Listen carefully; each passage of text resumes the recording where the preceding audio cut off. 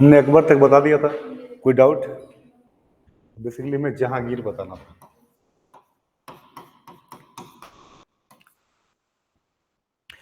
जहांगीर के बारे में अगर देखें, कुछ समझिएगा कुछ पॉइंट। जहांगीर के काल को मैंने बताया था कि यह काल जो होता है ये पेंटिंग का गोल्डन पीरियड कहा जाता है, चित्रकला का स्वर्ण काल कहा जाता है।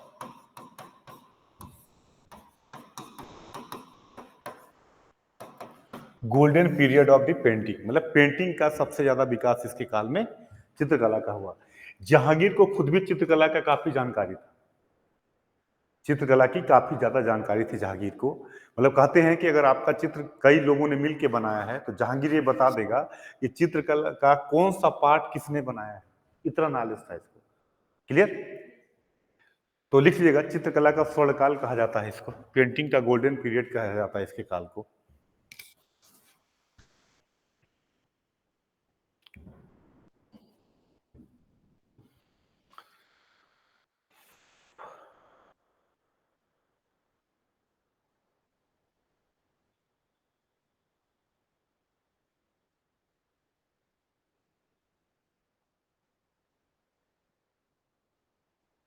दूसरे पॉइंट, जो सेकंड पॉइंट सबसे बड़ी बात है जहांगीर के काल में, कि जहांगीर का जो काल था, जब ये सत्ता में आया तो अध्यादेश जारी किया। इसका काल अध्यादेश जारी करने के लिए जाना जाता है।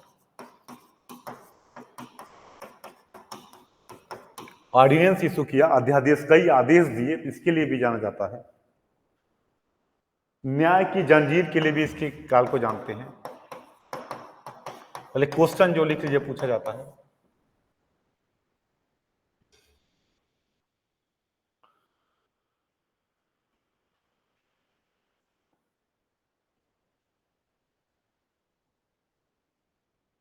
इसका कुछ पॉइंट लिखिए। सबसे पहले मुगल मनसबदारी में अफगानों को, मराठों को शामिल करने वाला यही है, लिख लीजिएगा। ये सब क्वेश्चन है, पहले क्योंकि प्रीलिम्स का टॉपिक है।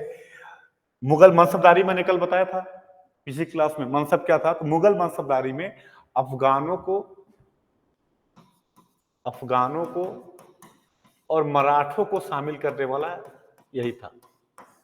और भारतीय मुसलमान, इनको शामिल करने वाला और जहांगीर है। मुगल मनसबदारी में अफगान, मराठा और इनको शामिल करने वाला यही है।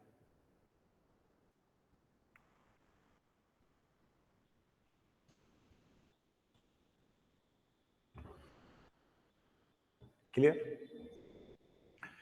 इसके बाद दूसरा पॉइंट याद रखिएगा, जहांगीर के काल में, अब फिर जब जहांगीर सत्ता में बना तो चूंकि इसका लड़का खुसरो खां वो खुद ही बनना चाहता था, तो सबसे पहला विरोध जो विद्रोह हुआ इसके काल में खुसरो खां का हुआ, इसके लड़के का विद्रोह हुआ। तो खुसरो खां का विद्रोह हुआ, बाद में इसको दबा दिया गया। खुसरो खां का विद्रोह इसी का लड़का था जिसने पहले इस शुरुआत में इसका विद्रोह किया, क्योंकि ये खुद बादशाह बनना चाहता था। जब ये नहीं बन पाया तो इसने विद्रोह किया, बाद में पराजित कर दिया गया, बाद में इसकी आंखें फोड़ के, मतलब खुसरो खां का विद्रोह हुआ था, जान लीजिए। सिख गुरु अर्जुन देव से इसका संबंध खराब हुआ। सिखों के 5वें गुरु थे सिख गुरु अर्जुन देव, इसके विरोध में काम कर रहे थे। कहा जाता है कि खुसरो खां को भी समर्थन दिए थे। तो सिख गुरु अर्जुन देव से संघर्ष हुआ, अर्जुन देव की हत्या हो गई। तो सिखों से मुगल सिख संबंध जहांगीर के काल में ही खराब होते हैं। मुगल सिख संबंध जो है जहांगीर के काल से खराब हो जाते हैं।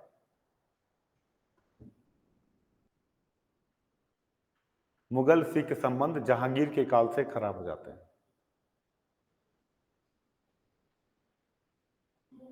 सिख संबंध जहांगीर के काल से खराब हो जाते हैं। सिखों के गुरु अर्जुन देव को जो है फांसी दे दी गई, इनकी हत्या हो गई, तो यहीं से मुगल सिख संबंध खराब हो गए। सिखों के 5वें गुरु थे। क्लियर? तो मुगल सिख संबंध यहीं से क्या हो गए, खराब हो गए। क्लियर?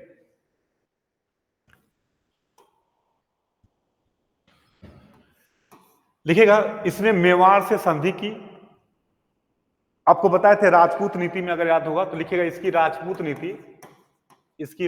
नीति अकबर जैसी ही थी।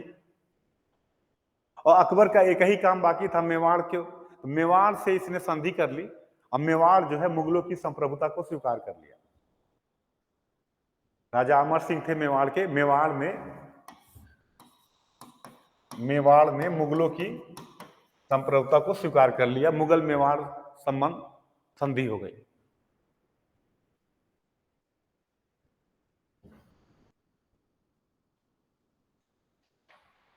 इस संधि में देखिए यही था, जो सेम चीजें चली आ रही थी, बस ये था कि राजा को दरबार में जाने से छूट मिल गई और कहा गया कि जो मेवाड़ का किला है वो उसका मरम्मत बिना जहांगीर की अनुमति के, बिना मुगल बादशाह की अनुमति के उसका मरम्मत नहीं करा जाएगा। ये शर्त थी, लिखिएगा, मेवाड़ के किले की मरम्मत बिना मुगल बादशाह की अनुमति के नहीं कराई जाएगी। मेवाड़ के किले की मरम्मत बिना मुगल बादशाह के अनुमति की नहीं कराई जाएगी।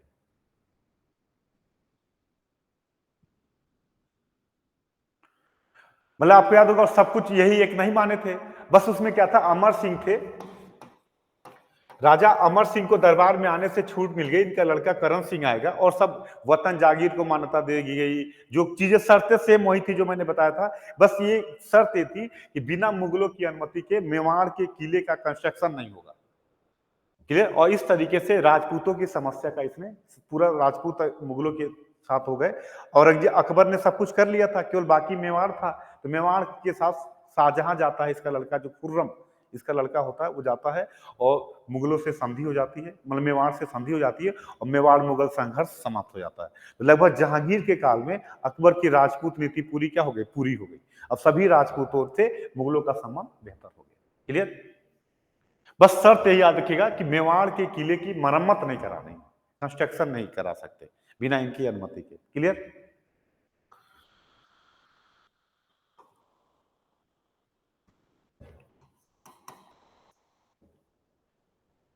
इसके बाद याद रखिएगा, ये होने के बाद अब आता है कि मुगल मेवाड़ संधि के बाद दक्षिण में, लिखिएगा, दक्षिण में जहांगीर को कुछ आगे करने का मौका नहीं मिला। मलिक अंबर था दक्षिण में, अहमदनगर का, वो दक्षिण में जो अकबर जहां तक रहा वहीं तक जहांगीर रहा, दक्षिण में कुछ आगे बढ़ के काम नहीं कर पाया। दक्षिण में कुछ काम नहीं कर पाया।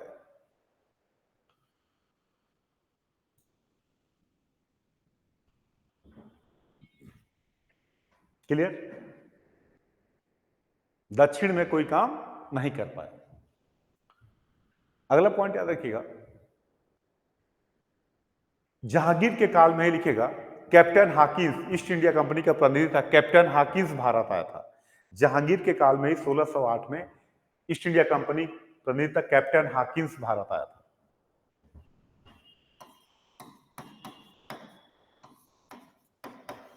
कैप्टन हाकिंस भारत आया था।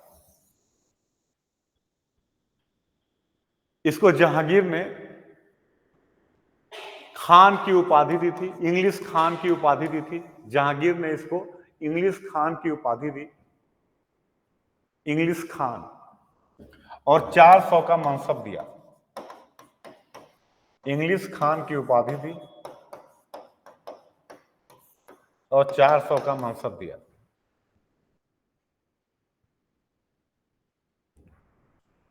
इंग्लिश खान की उपाधि दी और 400 का मनसब दिया। टॉमस रो भी जहांगीर के काल में आया था, लिखेगा, अगरा अंग्रेज टॉमस रो, टॉमस रो 1615-16 में आया। टॉमस रो भी आया था।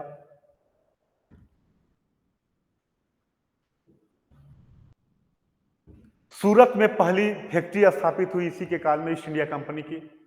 सूरत में पहली फैक्ट्री स्थापित हुई इसी के काल में, ईस्ट इंडिया कंपनी की। सूरत में इसी के काल में ईस्ट इंडिया कंपनी की, इसी के बाद प्रभावित होकर पहली फैक्ट्री स्थापित हुई।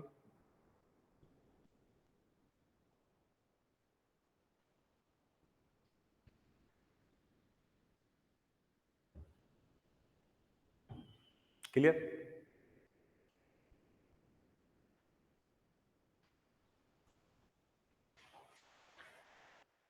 क्लियर।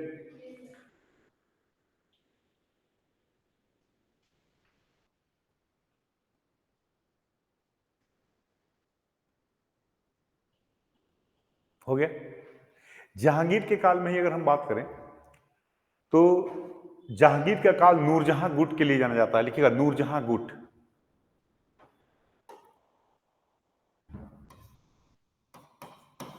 नूरजहां गुट जिसमें कौन कौन थे? नूरजहां का नाम है मेहरुनिसा, जिसको नूरजहां की उपाधि दी गई थी। नूरजहां की उपाधि दी गई थी। इसकी पहली जो शादी हुई थी उसका पति था शेर अली कुली खां, विधवा थी अली कुली खां की ये, और इसी का अली कुली खां को कहते हैं शेर अफगन। इसी को शेर अफगन कहते हैं। इसी की विधवा थी नूरजहां, और जिसको देखता है मेहरुनिसा को नूरजहां और शादी करता है और उपाधि देता है नूरजहां की। क्लियर? मेहरुनिसा इसका नाम है। पहला पति इसका है शेर अफगन या अली कुली खां, जिसके मरने के बाद इसकी शादी जहांगीर से होती है और जहांगीर इसको टाइटल देता है नूरजहां की।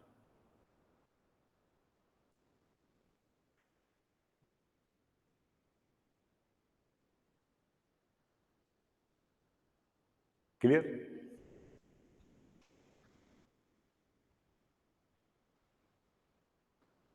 अब देखिए क्या होता है, इसका फादर होता है जिसका नाम है गयास बेग, जिसको उपाधि दी गई है एतमादुद्दौला की।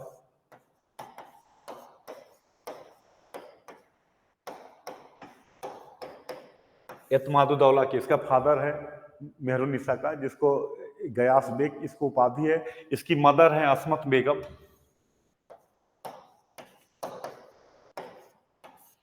असमत बेगम जिन्होंने परफ्यूम का आविष्कार किया था, इत्र का आविष्कार किया था। असमत बेगम। इसका भाई है आसफ खां।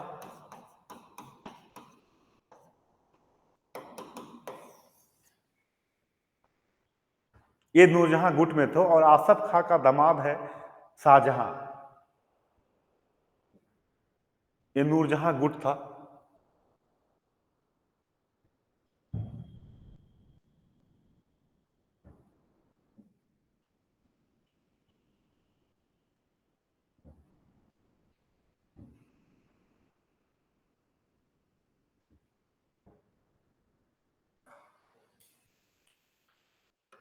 क्लियर?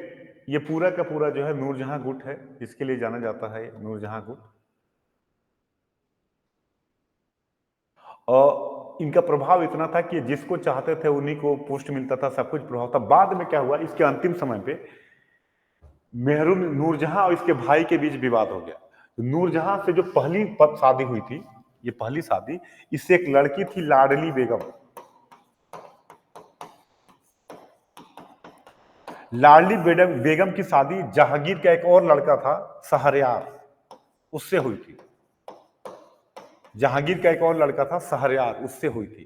तो नूरजहां चाहती थी कि शहरयार मुगल बादशाह बने और आसफ खां चाहता था शाहजहां बने। वो अपने दामाद को चाहती थी या अपने दामाद को चाहता था आसफ खां बने। इसी को लास्ट में विवाद हुआ, बाद में नूरजहां नहीं कर पाई और शाहजहां मुगल बादशाह बना। ये नूरजहां गुट था। नूरजहां के साथ नूरजहां का प्रभाव था, बहुत ज्यादा था। क्लियर? शहरयार, शहरयार से हुई थी। नूरजहां जहांगीर का एक अलग लड़का था शहरयार, शहरयार से हुई थी।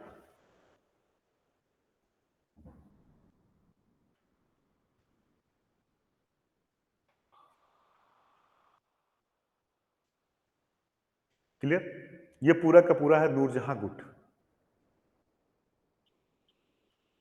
इनका प्रभाव था। अब समझ में आ गया कि लास्ट में विवाद क्या था। क्लियर? तो ये रहा, इन लोगों का काफी प्रभाव था, जो चाहते थे वही होता था। जिनको नूरजहां का इतना प्रभाव था कि नूरजहां जो कह दे वही जहांगीर करता था। क्लियर हो गया? अगर कोई पूछेगा, ये प्रीलिम्स के टॉपिक हैं, ये नाम ये चीजें मैंने क्लियर बता दी। इसके बाद देखा, नूरजहां को अनारकली से रिलेशन के लिए भी जानते हैं। अनारकली,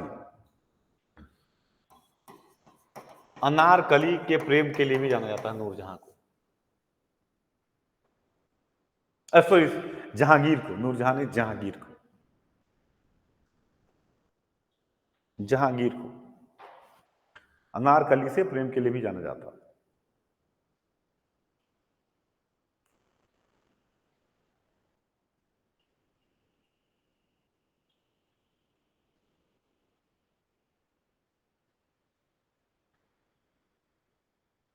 क्लियर? अब देखिए, जहांगीर ने आत्मकथा लिखी तुझू के जहांगीरी के नाम से।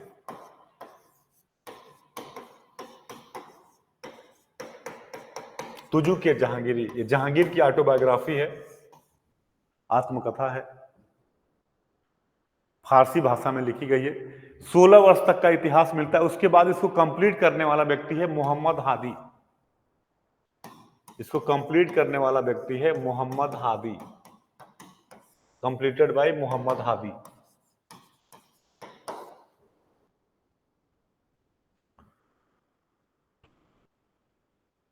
क्लियर? तो दो लोगों ने मुगल काल में ऑटोबायोग्राफी लिखी है, बाबर ने और जहांगीर ने। बाबर ने बाबरनामा लिखी है तुझू के बाबरी, और इसने लिखा है तुझू के जहांगीरी। हादी, हादी 16 वर्ष तक ऑटो में खुद लिखता है, बाद में मोहम्मद हादी ने इसको कंप्लीट किया। जहांगीर के काल में और को कुछ नहीं, धार्मिक नीति लगभग याद रखिएगा अकबर के करीब था, लिखिएगा धार्मिक नीति अकबर के जैसा ही था। हिंदुओं के त्योहारों में भाग लेना, ये सब मतलब जो अकबर की धार्मिक नीति जैसा ही था।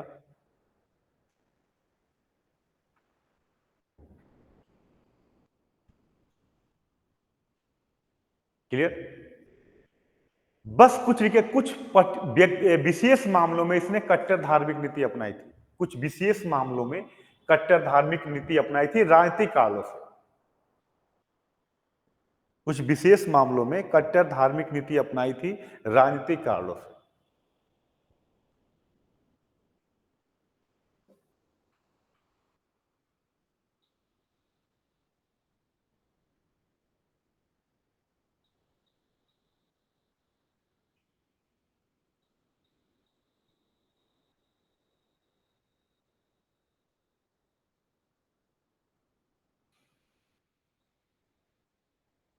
क्लियर? ये हो गया आपका जहांगीर का काल। जहांगीर के काल में ये चीजें होती हैं। मुगल सिख संबंध खराब हुआ, मराठों को पहली बार शामिल किया गया। इसके अलावा जहांगीर के काल की हम बात करें, चित्रकला का कुछ यही लिख लीजिए, जहांगीर के काल के चित्रकला विभाग देखिए, लिख लीजिए।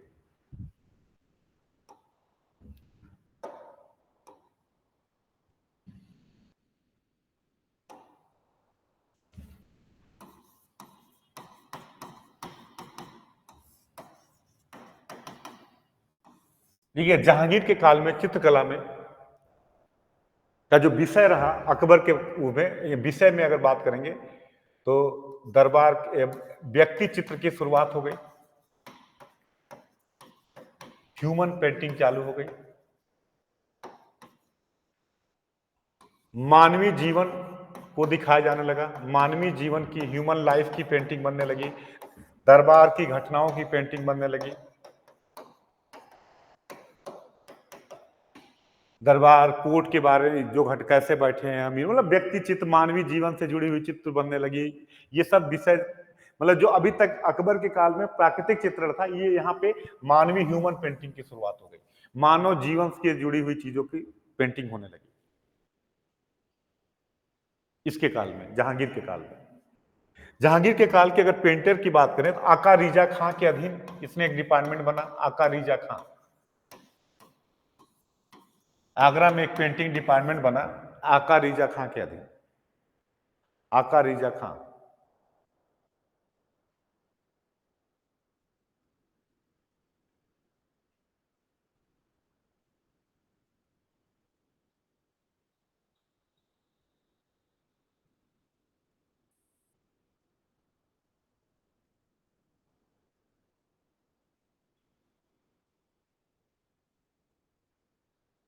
क्लियर? आका रिजा खां के अधीन पेंटिंग डिपार्टमेंट बना। अगर आप बात करें जहांगीर के काल में जो पेंटर का थे, अबुल हसन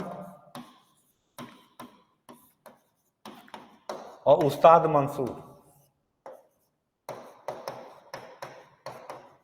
ये जहांगीर के काल के बेस्ट पेंटर थे, अबुल हसन एंड उस्ताद मंसूर।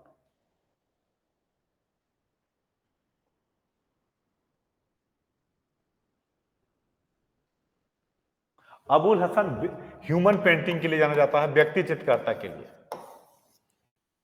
और उस्ताद मंसूर बर्ड पेंटिंग के लिए, पक्षी चित्रकारिता के लिए।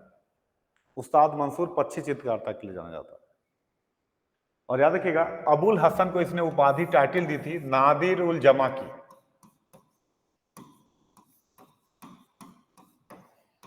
नादिर उल जमा की उपाधि दी थी। और उस्ताद मंसूर को दी थी नादिर उल उसर की।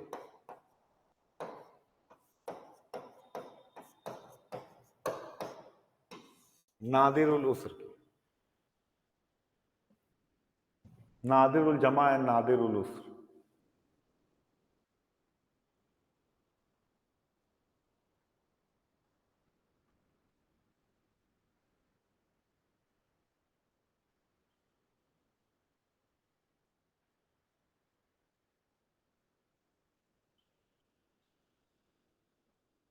इसके अलावा कुछ और पेंटर थे, नाम लिख लीजिएगा। इसके बाद बिशन दास, लिख लीजिए बिशन दास, जिसने पर्शियन कोट की पेंटिंग बनाई थी।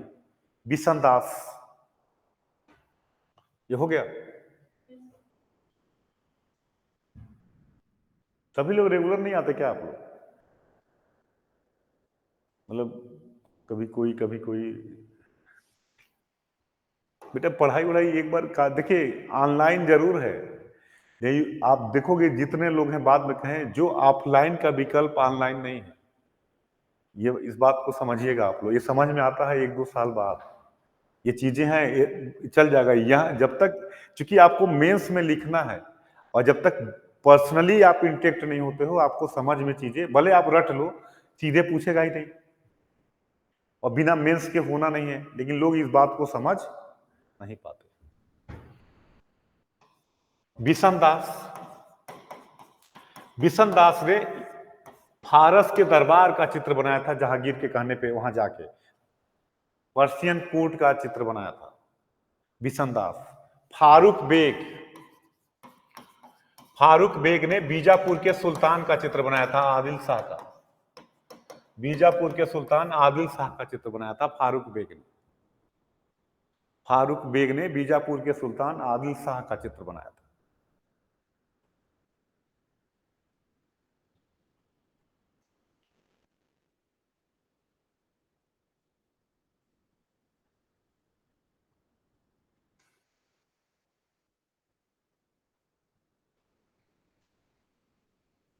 बीजापुर के सुल्तान आदिल शाह का चित्र बनाया था। एक चित्रकार था दौलत, जिसने जहांगीर के कहने पे 3 चित्रकारों का सामूहिक चित्र बनाया, गोवर्धन, बिशन दास और अबुल हसन। इन तीनों का सामूहिक चित्र बनाया था।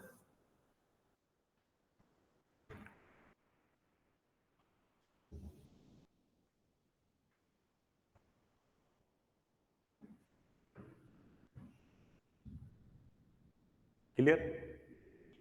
ये इसके काल में पेंटिंग का एक बड़े लेवल पे विकास हुआ, और पेंटिंग का एक गोल्डन पीरियड कहा जाता है। क्लियर? जहांगीर का काल ये रहा, पूरा जहांगीर हमने आपको बता दिया, जहांगीर के काल में क्या क्या हुआ। कहीं कोई कंफ्यूजन हो, कोई मुद्दा? मुगल, देखिए जो पॉइंट याद है कि मुगल 6, हाँ, जहांगीर शराब का बहुत बड़ा शौकीन था, लिख लीजिएगा। और शराब की इसकी आदत से, इसकी एक राजपूत रानी थी मानबाई, शाह बेगम या मान, उन्होंने सुसाइड कर लिया था। ये शराब का बहुत बड़ा शौकीन था। ये क्वेश्चन कई बार पूछा जाता है। शराब का शौकीन था, इसकी शराब की आदतों से दुखी होकर एक राजपूत रानी थी मानबाई, इन्हीं को कहते हैं शाह बेगम, इन्होंने सुसाइड कर लिया था, आत्महत्या कर लिया था। जहांगीर की आदतों से दुखी होकर इन्होंने आत्महत्या कर लिया था, सुसाइड कर लिया था।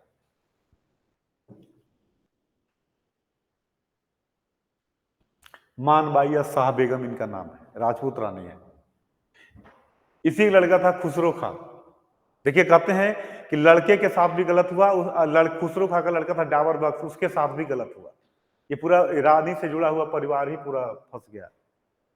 तो ये रानी थी जो जहांगीर के शराब की आदतों से दुखी होकर सुसाइड कर ली थी। इतनी चीजें अगर आप तैयार रखते हो तो जहांगीर में आपको कोई दिक्कत, पूरा जहांगीर हमने हर फैक्ट आपको बता दिया। अंग्रेज संबंध क्या रहे, दक्षिण संबंध क्या रहे, धार्मिक नीति क्या रही, ये पूरा टॉपिक हमने आपको जहांगीर का पूरा बता दिया। कोई कंफ्यूजन हो तो बताइए, कुछ समझ में ना आया हो, कोई मुद्दा हो तो बताइए।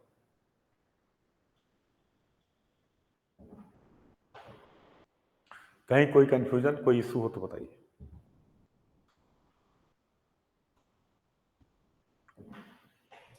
इसके बाद आता है शाहजहां। शाहजहां का एक बार हाईलाइट आपको दे देता हूं। शाहजहां के काल को अगर आप देखोगे, शाहजहां का काल स्थापत्य के गोल्डन पीरियड कहते हैं। मतलब इस संगमरमर का प्रयोग पहली बार चालू हुआ, पित्रादुरा स्टाइल की प्रयोग पहली बार चालू हुआ। तो शाहजहां के इसके काल में पेंटिंग का विकास हुआ और शाहजहां के काल में आर्किटेक्ट का विकास हुआ। तो कहते हैं वास्तुकला का स्वर्ण काल किसका काल है? शाहजहां का काल है। क्लियर? शाहजहां के काल को अगर आप देखोगे, शाहजहां के काल में सबसे बड़ी बात जो आती है, जो परिवर्तन, थोड़ी सी धार्मिक कट्टरता चालू हो जाती है। मतलब अकबर और जहांगीर एक प्रकार का दिखाई देता है, शाहजहां और औरंगजेब एक प्रकार का। तो अकबर की नीतियों में थोड़ा सा परिवर्तन शाहजहां के काल से होना चालू हो जाता है, नहीं थोड़ा मोड़ा, लेकिन मेन परिवर्तन जो दिखाई देता है औरंगजेब के काल में दिखाई देता है। शाहजहां के काल में दक्षिण में अगर हम बात करें तो अहमदनगर को मिला लिया गया। दक्षिण में विकास हुआ, जो कि राजपूत तो हो चुके थे, दक्षिण में मुगल अब बढ़ना चालू किए और अहमदनगर में मिला लिया गया, अहमदनगर को मिला लिया गया। शाहजहां के काल में शाहजहां के जिंदा रहते ही उत्तराधिकार का युद्ध हुआ। इसके चारों लड़के आपस में लड़ गए और कहते हैं कि पहला युद्ध हुआ बहादुरपुर, बनारस के पास है बहादुरपुर। उसके बाद धर्मत का युद्ध हुआ, सामूगढ़ का युद्ध हुआ, देवराई का युद्ध हुआ। और कहते हैं कि जिंदा रहते ही औरंगजेब और मतलब शाहजहां के लड़कों के बीच आपस में उत्तराधिकार के युद्ध हुआ। तो उत्तराधिकार के युद्ध के लिए शाहजहां जाना जाता है, स्थापत्य के स्वर्णकाल के लिए शाहजहां जाना जाता है। दक्षिण भारत में अहमदनगर को मिला लिया गया और अब धीरे धीरे मुगल दक्षिण में विस्तार की नीति चालू होती है, जिसका प्रभाव आगे औरंगजेब पे दिखाई देता है। क्लियर? इसके अलावा अगर हम बात करें तो शाहजहां के काल में आपको पता है कि चित्रकार स्वर्ण काल था, संगमरमर का प्रयोग चालू हुआ बिल्डिंगों में, पित्रादुरा शैली बनने लगा, आगरा के किले में संगमरमर का प्रयोग किया गया। इस तरीके से ताजमहल आपको पता ही है। शाहजहां के काल में इसका एक लड़का था दारा शिकोह, ये उदार था। दारा शिकोह जो था उदार था और दारा शिकोह को शाहजहां ने शाह बुलंद इकबाल की उपाधि दी थी। यही दारा शिकोह है जिसने 52 उपनिषदों का फारसी में अनुवाद किया, सिर ए अकबर के नाम से। और इसके प्रभाव में हम कह सकते हैं कि शाहजहां उदार नीतियां अपनाना चालू कर दिया। शुरुआत में तीर्थ यात्रा कर लगाया हिंदुओं पे, बाद में उसके दोस्त कविंद्राचार्य के कहने पे उसने तीर्थ यात्रा कर को समाप्त कर दिया। तो थोड़ा सा धार्मिक फ्लक्चुएशन दिखाई देता है। मतलब अकबर और जहांगीर की नीतियों में शाहजहां की नीतियों में थोड़ा सा फ्लक्चुएशन दिखना चालू हो जाता है। आगे मनसबदारी क्राइसिस भी आनी चालू हो जाती है इसके काल में। क्लियर? और उत्तराधिकार का युद्ध मैंने बताया कि उत्तराधिकार के संघर्ष के लिए जाना जाता है शाहजहां। क्लियर? तो अब हम देखेंगे अगला शाहजहां औरंगजेब। कल की क्लास में हमको लगता है ये दोनों टॉपिक हमारा शाहजहां औरंगजेब खत्म हो जाएगा, आपका मुगल वाला। हाँ, ये जितना बताए हो इतना तैयार कर लीजिए, पुराना चूंकि प्रीलिम्स का टॉपिक है, पुराना क्वेश्चन लगाइए, अगर ना लगे तो फिर आप मुझे बताइए। कोई क्वेश्चन, कोई एरिया डाउट, देखिए हिस्ट्री जैसे बता रहे हैं वैसे तो अगर क्लास में सुन लीजिएगा और फैक्ट देख लीजिएगा तो क्वेश्चन बाहर नहीं जाएगा। जो इतने पॉइंट है मैंने आपको सब बता दिया। हाँ, ये है कि फालतू में झेलना नहीं, बैठ के वो कराए, लेकिन जो मुद्दा जितना बताएं इतना तैयार कर लो, आप क्वेश्चन लगाओ, या आगे आएगा, आपको दिक्कत नहीं आएगी। अगर आपको नहीं आता तो किसी को नहीं आता, बस इतना तैयार कर लीजिए और फिर आप चाहे 90 से लेके क्वेश्चन लगाइए। अगर आप फंसोगे तो जो पढ़ा होगा फंसेगा। जितना फैक्ट है मैंने सब आपको बता दिया। इसको करिए करिए, फिर आप मुझे बताइए फिर अगली क्लास में। ठीक है?